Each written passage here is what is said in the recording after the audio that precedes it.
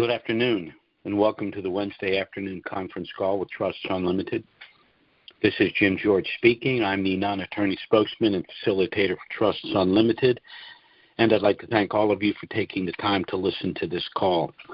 Today is September 18th. Things are happening, and we're going to get into them today. This will be a little shorter call today. I won't have time to do a Q&A for a couple of reasons. First, because we're being inundated with contacts, and I've got to get back to all of those people, and certainly the people that already have our trust that want to make changes or ask questions. And the second thing is I happen to be home today because there's home renovations going on here, and I have a bunch of workmen right outside the window here waiting to get back in here with their hammers and saws. So I'm going to move a little quickly today. Again, first, by way of disclaimer, Trusts Unlimited is not the purveyor of the dinar and these other currencies.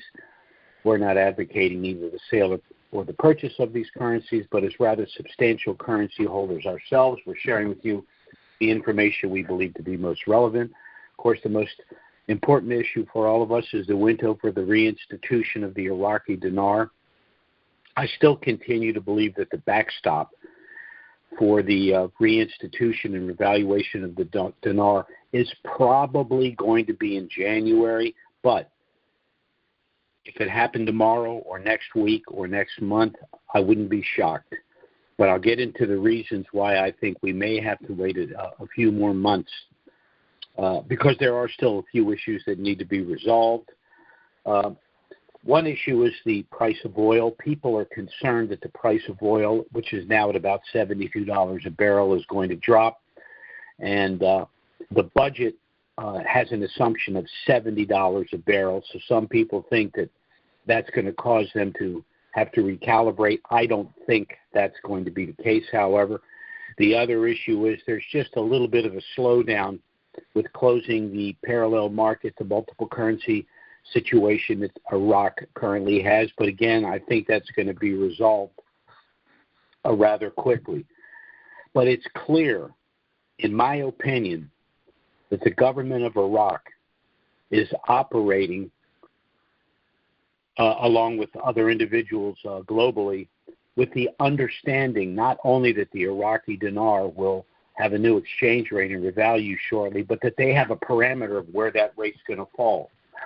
The reason I say that is because there's no other way that the government of Iraq could be negotiating all of these multinational contracts to rebuild their infrastructure, and they're very ambitious projects. There's no way that they can involve themselves in currency swaps with other nations, exchanging each other's currency to utilize as a reserve currency at a program rate. There's no way the BRICS would be, and other Middle Eastern currency baskets would be inviting Iraq to become a member of the basket at a program rate. And there's no need or necessity or reason for Iraq to make massive purchases of gold, again, at a program rate. And we'll even touch on the banking reforms. But the banking reforms are important as well. One reason also, of course, is the development of the Silk Road project with China. This is rebuilding the old Silk Road trade route between the East and the West. And the gateway between the East and the West geographically happens to be Iraq. But even given that is the case, there'd be no reason for China to involve themselves with Iraq unless, once again, Iraq was going to be rife for international trade, which, of course, would require that they have a marketable currency globally. So for all of these reasons, the writing is pretty much on the wall. Then we have Iraq's transition to digital electronic banking. Now, this not only is going to facilitate international transactions, but it's also going to eliminate Iranian theft of the currency. So that's good news as well. We have to remember two things about Iraq, two things that we know. One is that Soudani has given the citizens of Iraq his absolute promise that they would see a new exchange rate this year. So that's why I say January should be the backstop. And it's conceivable that it could happen after January 1st, but if it were to happen in mid-January, I don't think anyone's going to say Soudani broke his promise. I think he's moving heaven and earth to keep his promises. And the second issue is that Iraq has a parliamentary system of governance. Now, in our system, we're a constitutional representative republic, and we do have fixed elections. And that would also be the case with Iraq, although the parliament does have the ability to move the date of elections, and the parliament can also have a no-confidence vote and remove the Prime Minister Soudani and all of his ministers. So for these reasons, I don't think that Soudani would make a promise that he didn't honestly believe that he was going to be able to keep. But there are some other issues, too, that point to the reinstitution of the Iraqi dinar. One would be the meetings between Soudani and the government of Iraq and Barzani and the government of Kurdistan with regard to finalization of the hydrocarbon law. The hydrocarbon law has been in the works for literally 20 years. But the hydrocarbon law, the implementation of it is irrelevant without a new exchange rate. Another issue is that Soudani's cabinet has approved new lending protocols for all of the banks, and they all clearly point to a new exchange rate.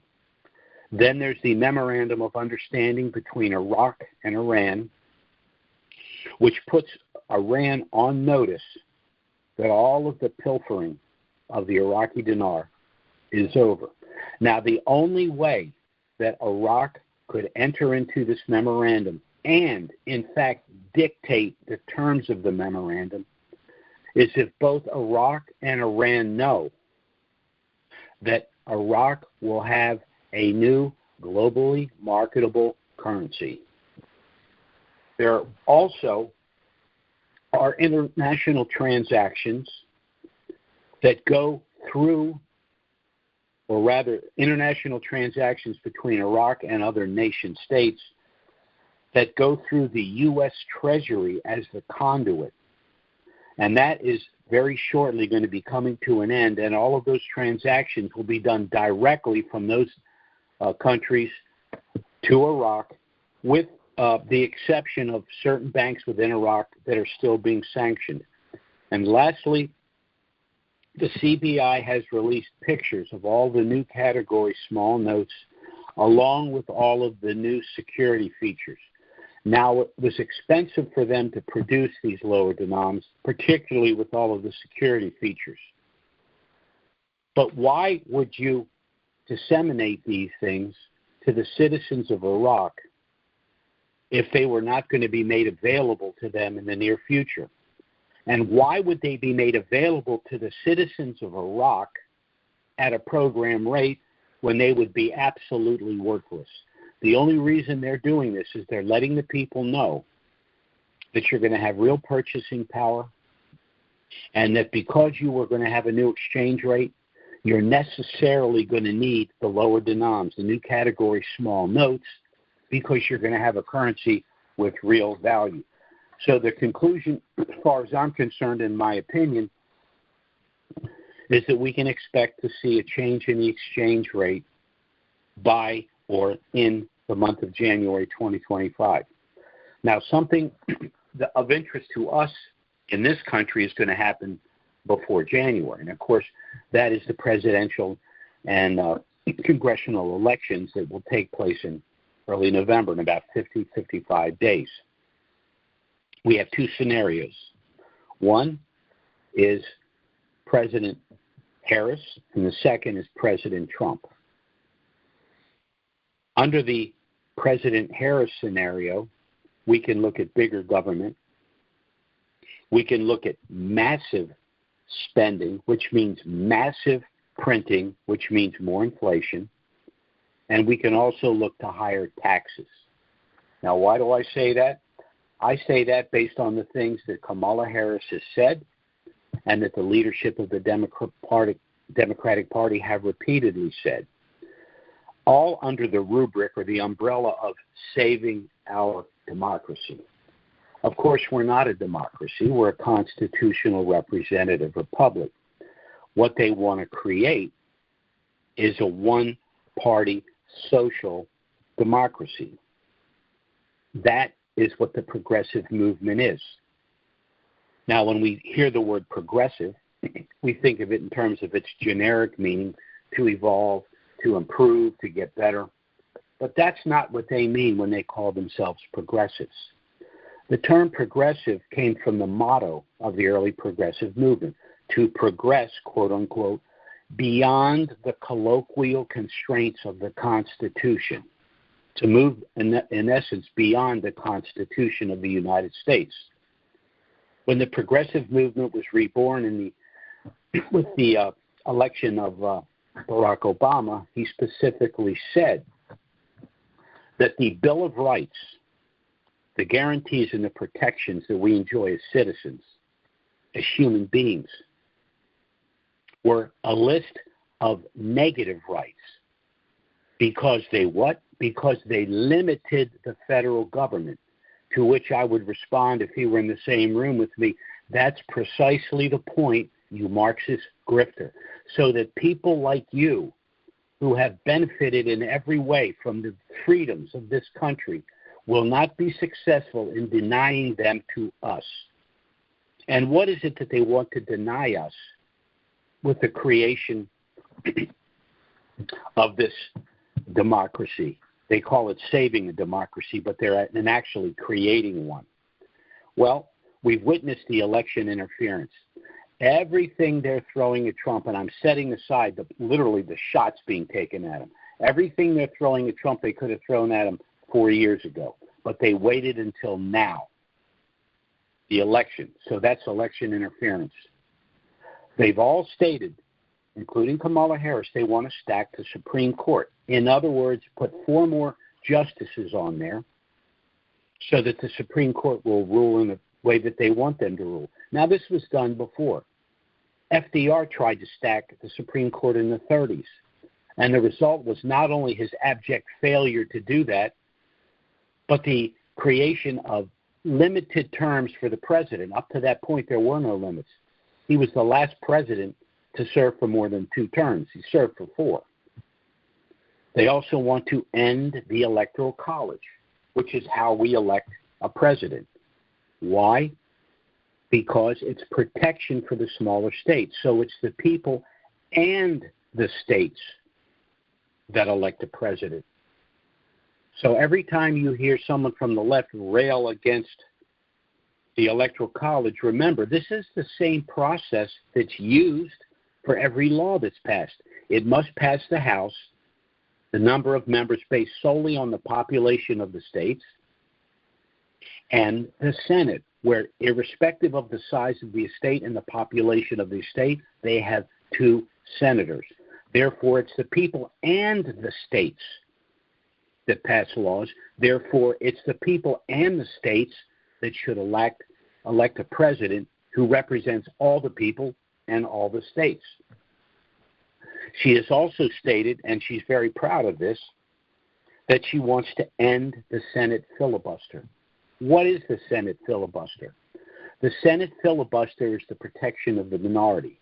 In the House, 420-some members, you can pass anything by winning one vote, by one vote. But in the Senate, bills can only come to the floor for a vote if 60 senators agree that it's time to vote for it. She wants to remove the Senate filibuster. And she said specifically that she wanted to get rid of the filibuster in order to pass their new Green New Deal. Then we have to look at what the progressive movement has done for the last 100 years. They have sought to amend or repeal the First Amendment, our right to free speech, the Second Amendment, our right to keep and bear arms, the Fourth Amendment, your right to privacy, the Fifth Amendment, your right to due process, and the 10th Amendment, states' rights, decentralizing government. An example of something that would pass immediately under this scenario would be the central bank digital currency, which will track every single purchase that an American citizen makes, even internationally. It is a grotesque violation of the Fourth Amendment. That's what we're looking at with President Kamala Harris. So let's go back and take a look at what we'd be dealing with Donald Trump. Well, he wants to end the Federal Reserve. He wants to move back to people's money. And he wants to fund the government through government bonds and international tariffs. And by doing so, either substantially reduce or eliminate the federal income tax. Well, how's he going to end the Federal Reserve? Well, what is the Federal Reserve? The Federal Reserve is a central bank system. It's the system that the War of 1812 was fought over when the United States, the newly formed constitutional republic, refused the central bank contract with London. It's the system that Andrew Jackson ended after it was reestablished for a second time. And it's the system that now exists since 1913. President Woodrow Wilson was successful in establishing the Federal Reserve and the federal income tax. The Federal Reserve is not federal, it's a private corporation. There is no reserve. It just prints money. The federal income tax was established in order to pay the interest on that money. So Donald Trump wants to end the Federal Reserve, most likely by starting with auditing the Federal Reserve.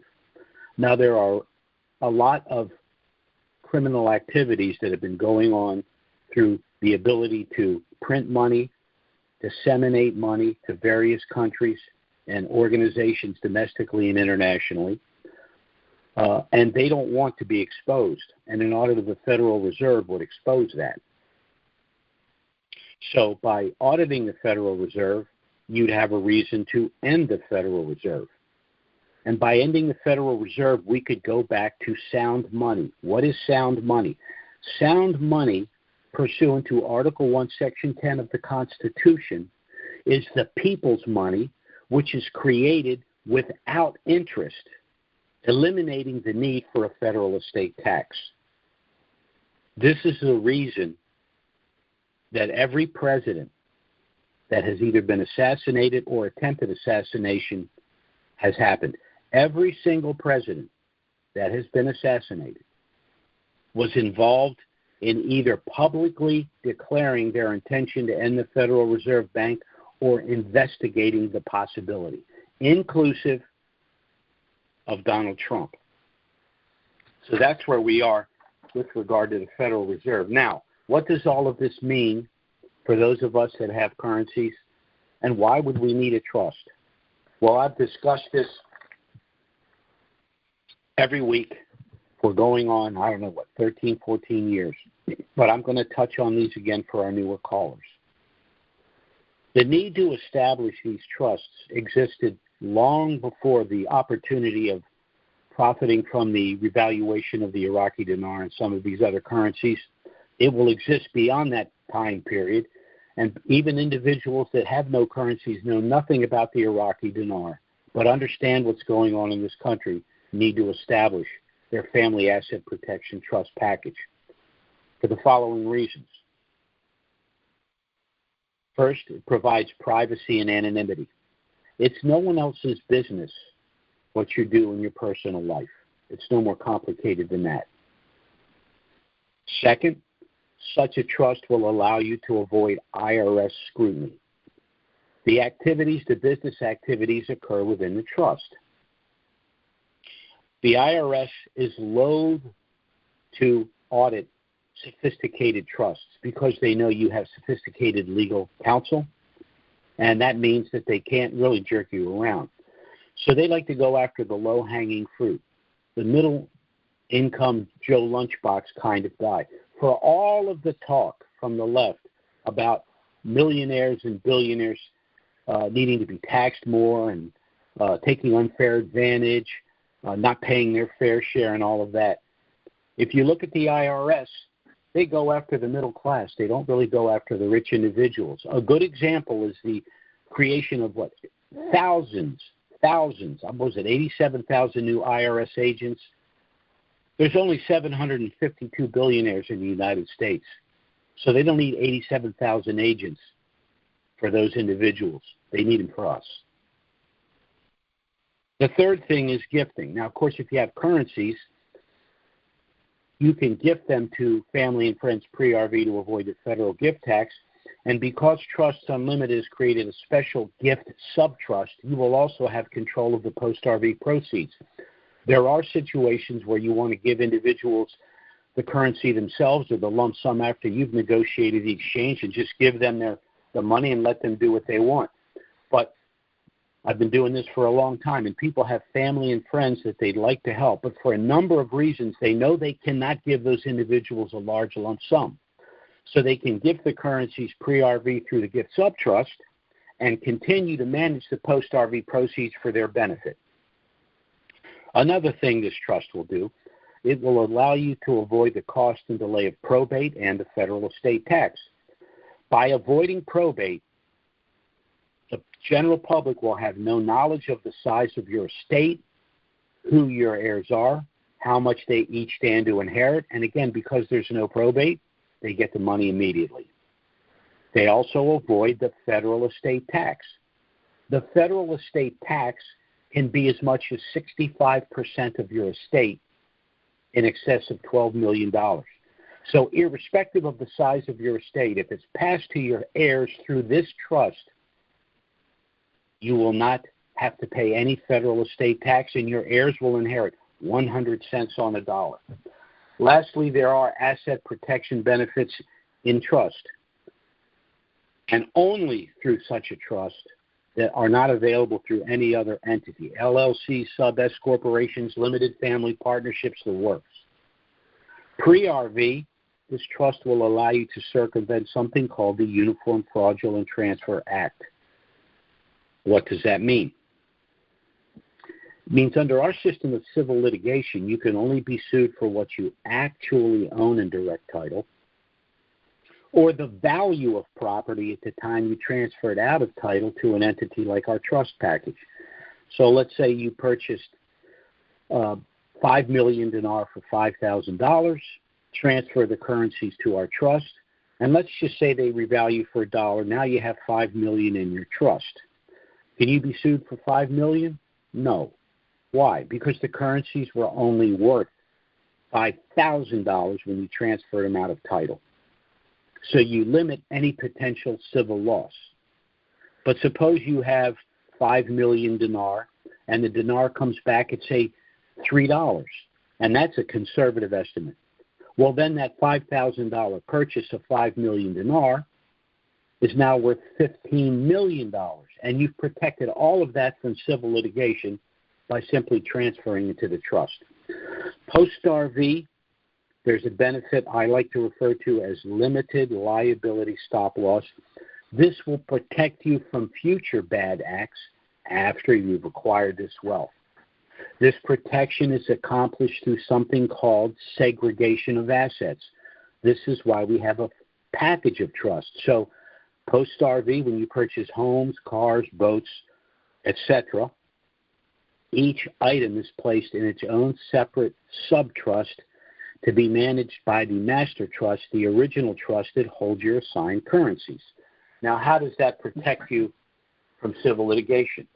Well, let's say one day you're driving one of your new cars, you have an accident, the accident is clearly your fault, and someone is tragically injured. Well, the family of the victim is going to want to sue you. But remember, civil suits are about monetary awards, and you don't legally own anything. So the plaintiffs would be left to sue the owner of the car that you were driving. Well, who owns that car? One of your subtrusts of which you're merely the beneficiary. And what's in that subtrust?